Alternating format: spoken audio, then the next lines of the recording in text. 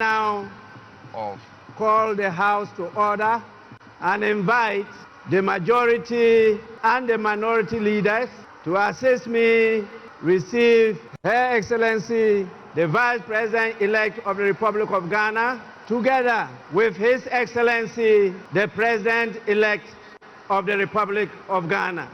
Honorable majority and minority leaders may proceed now.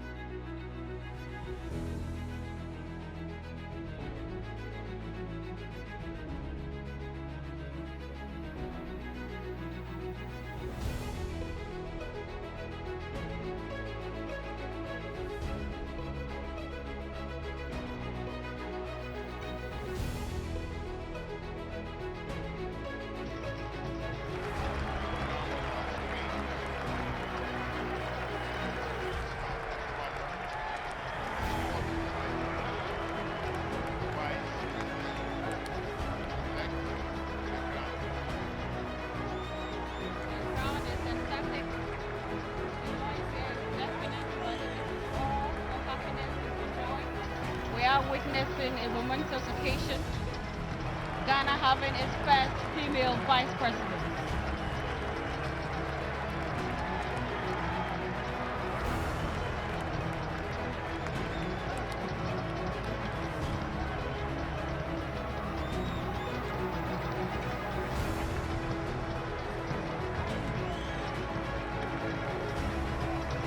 The bedlam here is intense. Intense. There is much joy, happiness, excitement, all in readiness for what we are about to witness. And security is also in full force. We have various security personnel deployed to ensure the total safety and security of personnel. They are all playing critical roles to ensure that this event goes seamlessly, devoid of any major hitches. We have rich display of culture.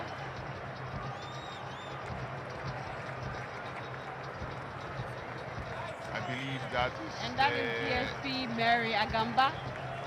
She's in charge of the police mounted squadron. Invited guests arriving now is the President-elect of the Republic of Ghana, His Excellency John Dramani Mahama.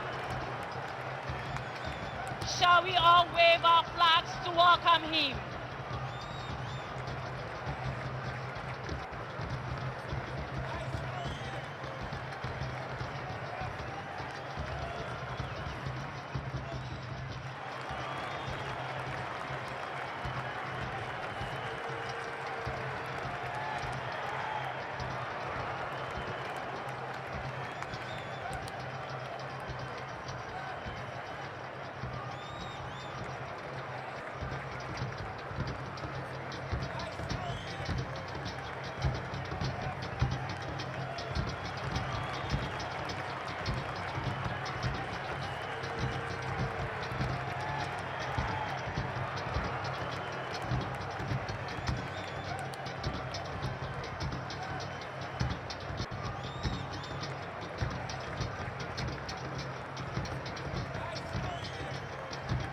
Your Excellencies, distinguished invited guests, arriving now is the President-elect, John Dramani Mahama.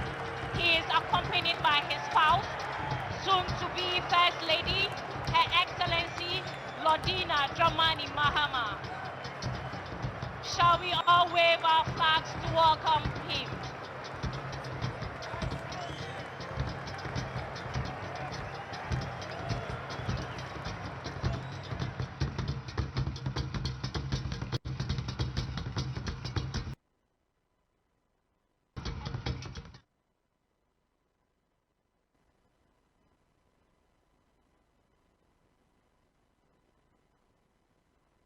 At the Black Star Square.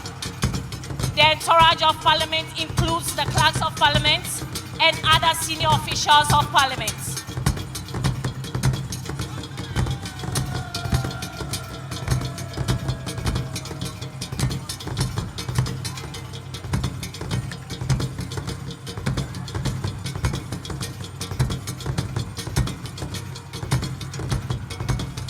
As I mentioned earlier, we will soon enter the Chamber of Parliament, and so the Speaker of Parliament will shortly take over.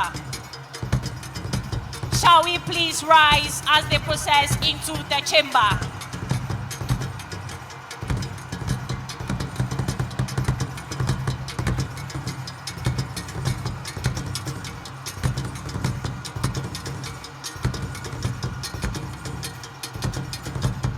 I wish to announce that only accredited photographers and media personnel are allowed at the designated places on the square.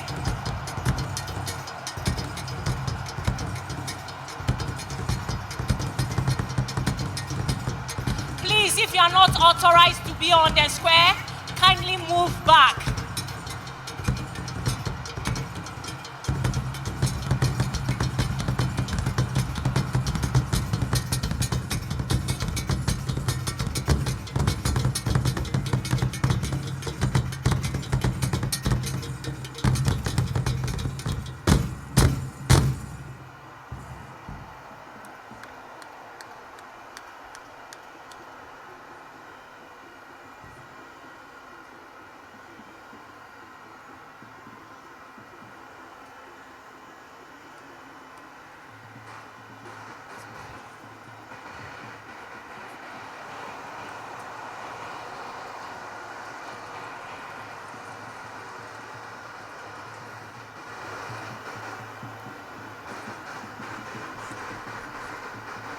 Honorable members, you may now resume your seats.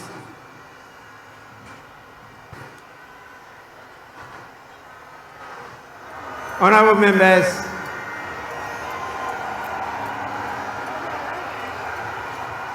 I now have the pleasure and joy to, on your behalf, invite His Excellency, the President-elect, to take and subscribe to the oath of allegiance and the presidential oath. Your Excellency, you may now proceed to do so.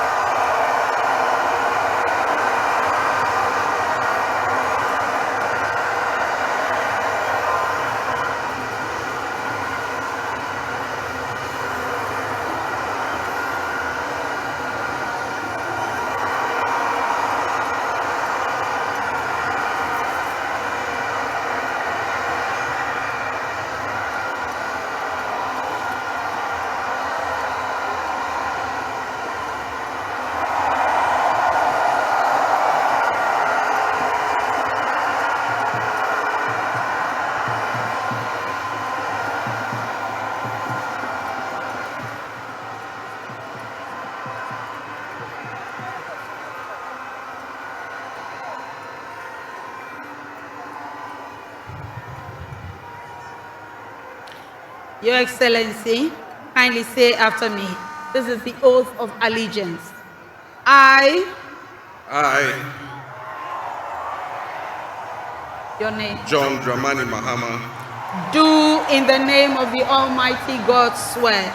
Do in the name of the Almighty God swear. That I will bear true faith. That I will bear true faith. And allegiance. And allegiance. To the Republic of Ghana. To the Republic of Ghana. As by law established. As by law established. That I will uphold. And that I will uphold. The sovereignty. The sovereignty. And integrity. And integrity. Of Ghana. Of Ghana. And that I will preserve. And that I will preserve. Protect. Protect. And defend. And defend. The Constitution. The Constitution. Of the Republic of Ghana. Of the Republic of Ghana. So help me God. So help me God.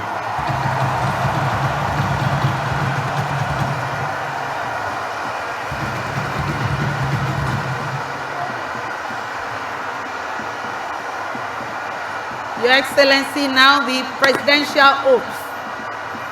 I, John Dramani Mahama, having been elected to the to the high office of President of the Republic of Ghana, of President of the Republic of Ghana, do in the name of the Almighty God swear do in the name of the Almighty God swear that I will be faithful that I will be faithful and true and true to the Republic of Ghana, to the Republic of Ghana, that I will at all times that I will at all times preserve, protect, and defend the Constitution of the Republic of Ghana, and that I dedicate myself to the service and well-being of the people of the Republic of Ghana, and to do right to all manner of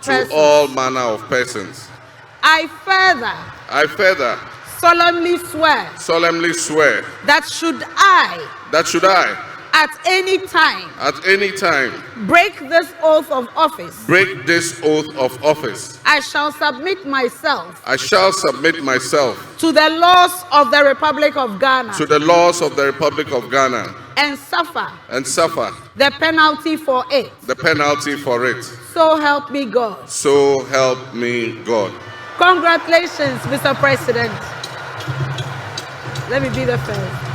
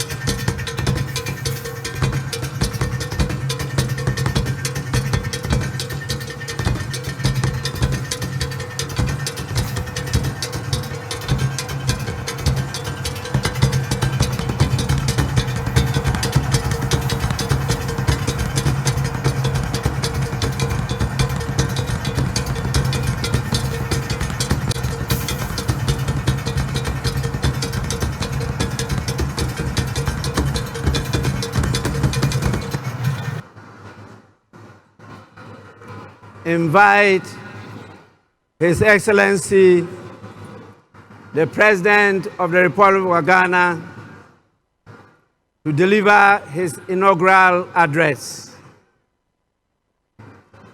Your Excellency, you may now proceed to do so.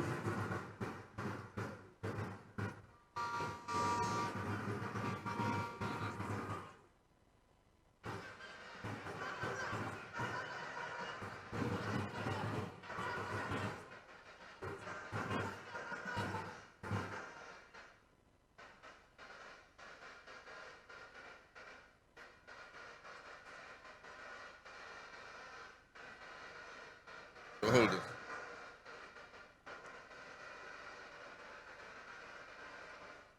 The Right Honorable Speaker of Parliament,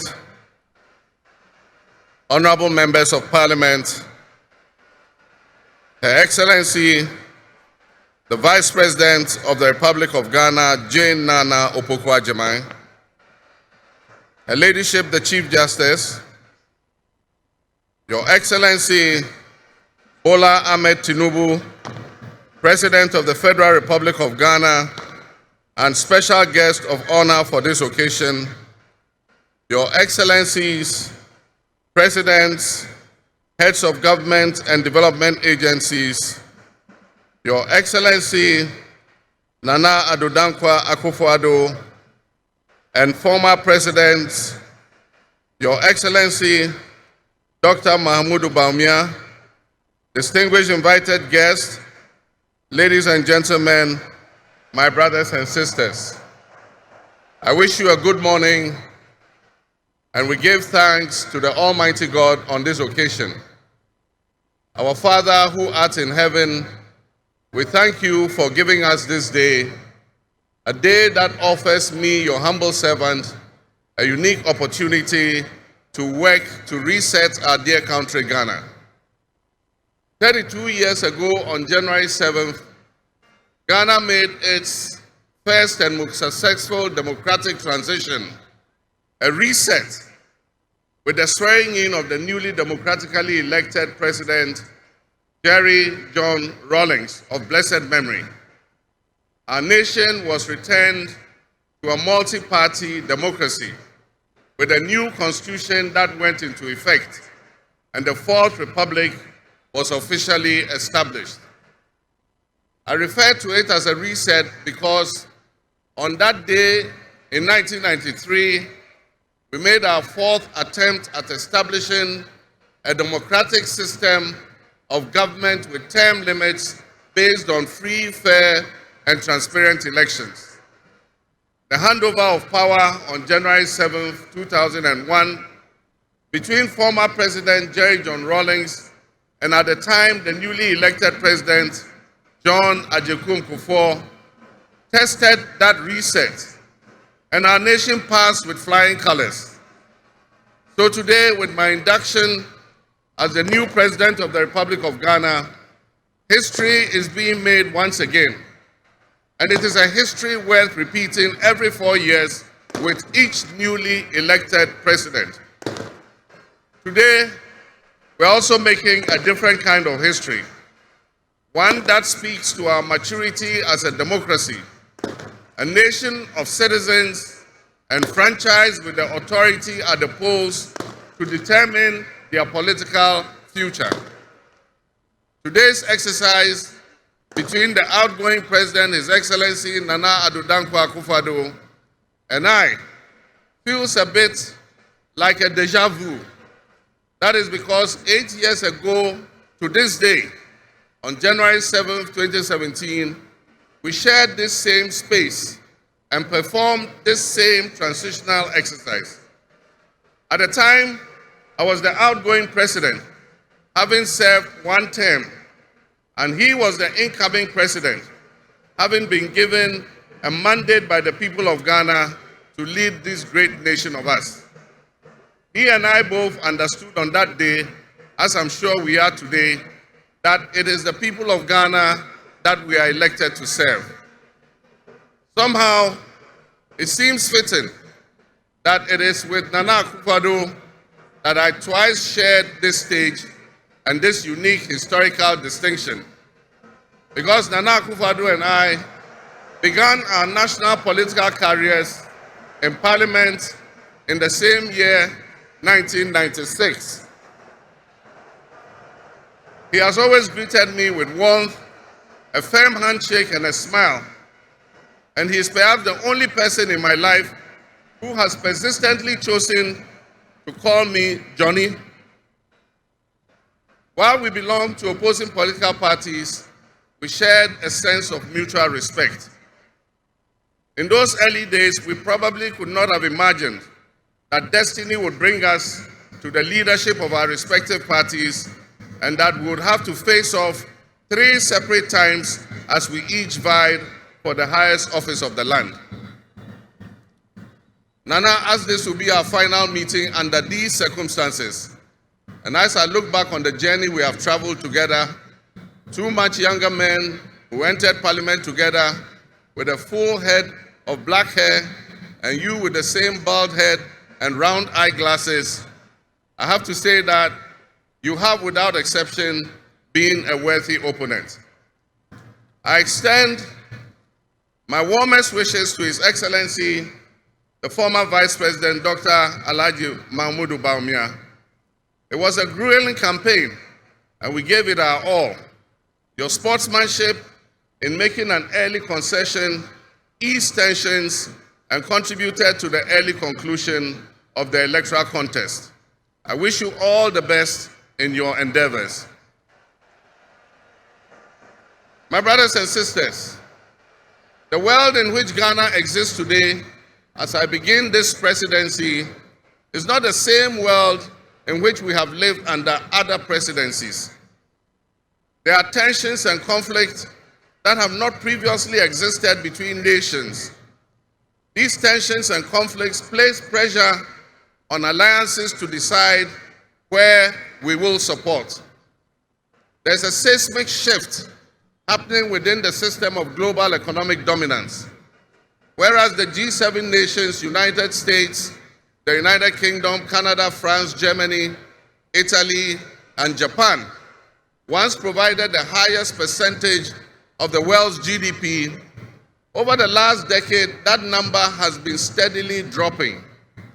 However, the combined total of the GDP of the BRIC nations, Brazil, Russia, India, China, South Africa, Iran, Egypt, Ethiopia, UAE, their GDP has been consistently increasing. In 2023, for instance, the G7's combined total of world GDP was 30%.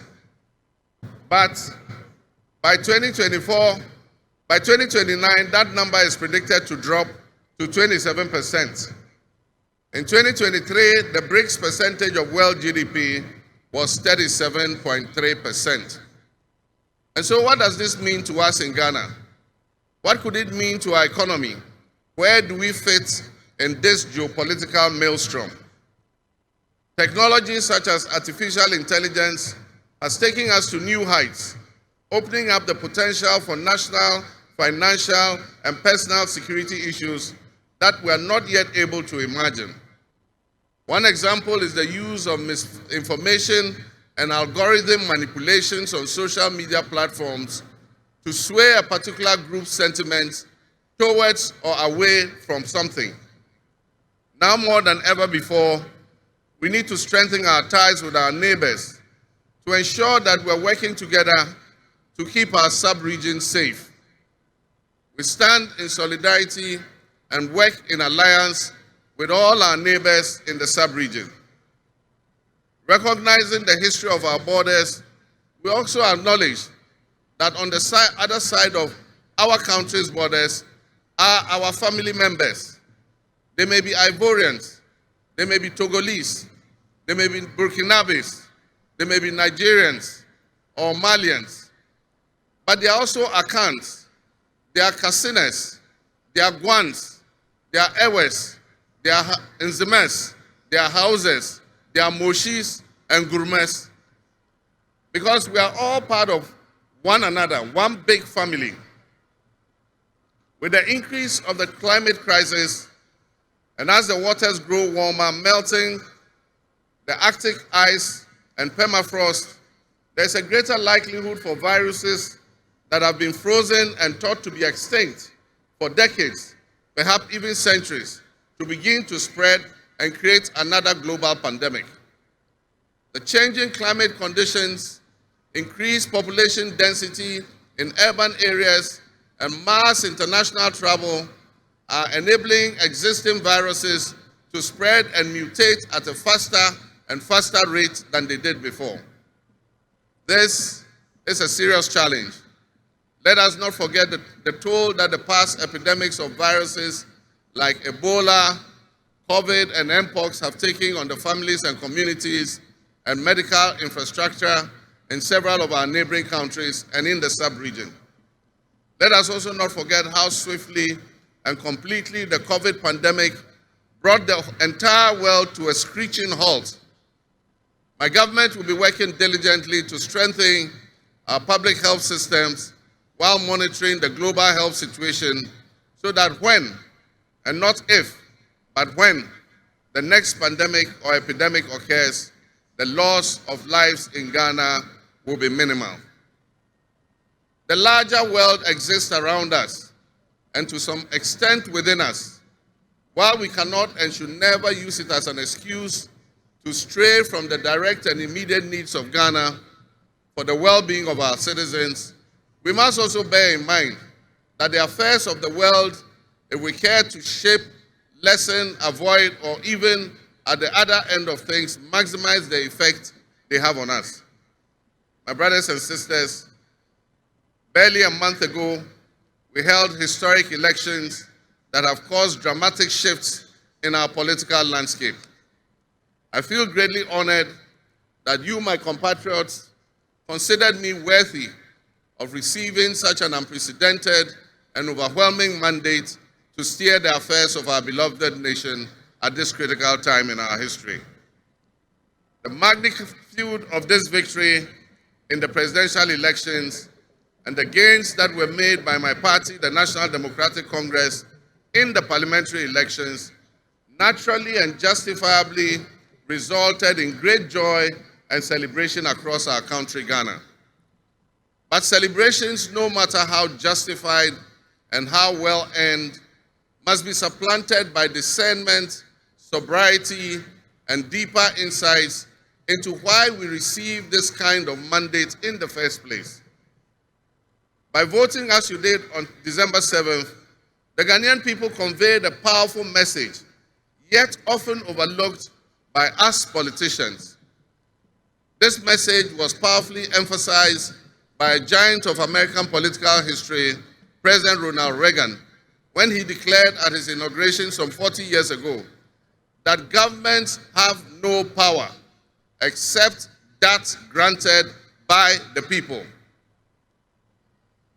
While Ghanaians take great pride in our thriving democracy, they are deeply dissatisfied with the quality of governance over the years and have openly voiced that dissatisfaction through the decisive actions that they undertake at the elections. Our people also understand that democracy is not just a token adorned with periodic elections followed by pomp and pageantry with the establishment of a new government. They expect that if democracy is celebrated as a superior means of governance, then its outcomes must be more tangible and benefit them in their individual lives. Any honest introspection and reflection on the pulse of our nation would reveal that many within our population do not feel that they have benefited from or partaking in this democratic dividend. We're people buffeted by severe economic crisis and hardships, and in the last few years, we have lurched from crisis to crisis. But there is hope on the horizon. Today should mark the beginning of a new opportunity, an opportunity for us to make a difference in our governance and our economic management. We shall reset our dear nation, Ghana.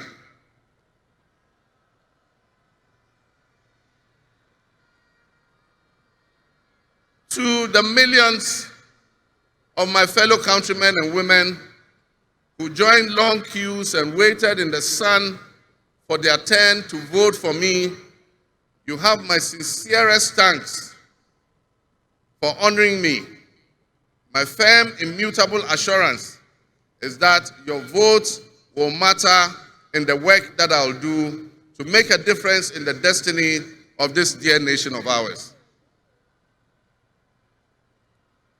Your courage to bring change will not go in vain. Our nation was born with much promise, That promise would seem hazy and in doubt now because of all that has happened in the past. But I urge you, my fellow countrymen, not to be sucked into a state of perpetual pessimism. For some time, our country has urgently needed leadership with an unwavering desire to get things done. I, with all humility, assent that I intend to be that leader with your cooperation and your help. As your next leader, I shall strive to exercise sound judgment and be able to make the right calls at the right time. I will have the humility and presence of mind to take responsibility for any challenges and be willing to act firmly and timeously to resolve the challenges that we face as a nation. Since the elections, I have read and heard the word hope used many times in relation to my presidency and what it should offer the citizens of Ghana. I intend to speak plainly and clearly to you today, and every time I address you subsequently, I intend to always tell you the truth. The circumstances we find ourselves in are indeed dire, but even so, I'll be decisive and swift in my actions. We'll focus our initial efforts on 4 critical areas. The first is economic restoration and stabilization of the macroeconomic environment. The second is the improvement of the business and investment environment to ensure that Ghana is once again open for business. The third is governance and constitutional reforms. And the final, but not the least, is accountability and the fight against corruption.